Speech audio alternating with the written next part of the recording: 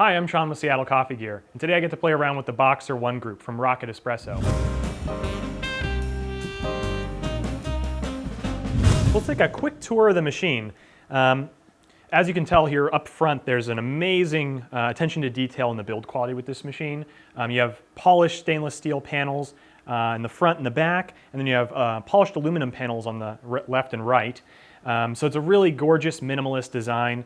Your baristas get something great to look at all day long. And on the back side of the machine, you actually have the Rocket logo as well as polished stainless steel, so your customers have, something nice to look at as well too while they're waiting for their coffee to be made. You can tell here we've got the group head, single group on this machine on the Boxer 1.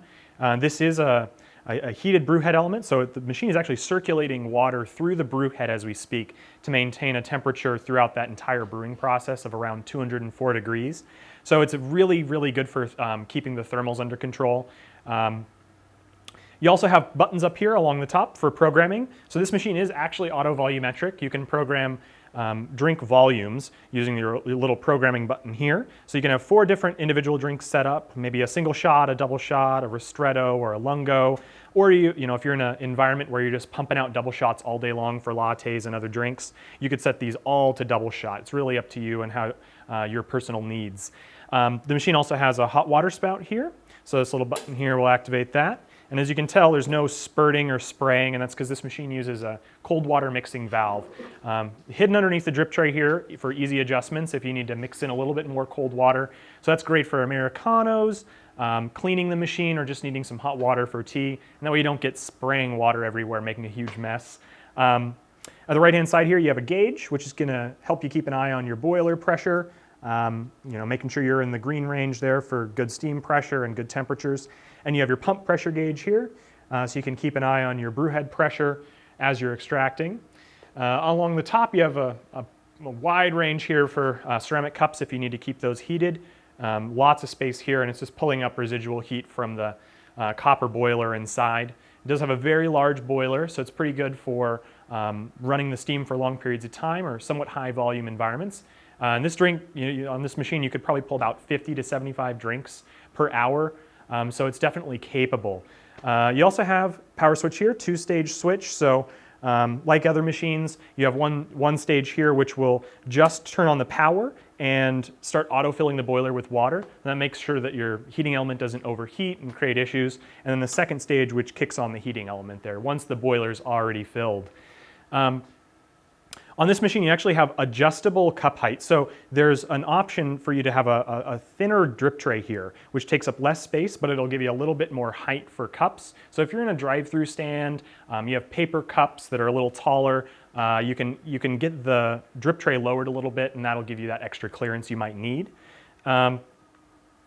On this machine as well too, you also have a 110 volt and a 220 volt variant. So 110 is going to be really great for situations like small offices or even at the home, for instance, where you don't have dedicated 220 volt power. Whereas the 220 volt machine will certainly be better in higher volume situations if you have the power to run it. Taking a look at the machine here a little closer, we have, if you press these 2 buttons simultaneously, it starts an auto backflush cycle, which is really great for quick cleanup throughout the course of the day or at the end of the night when you want to just set that and clean other things while you let it run. And that cycles the pump and starts pulsating it basically to create that backflush cycle.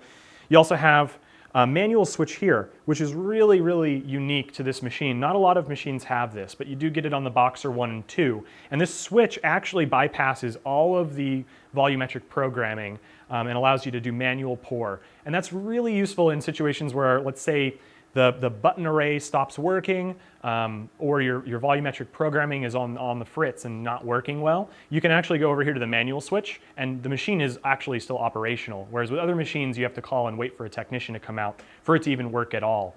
So that's a really unique feature to this one. And also you have 2 separate steam wands.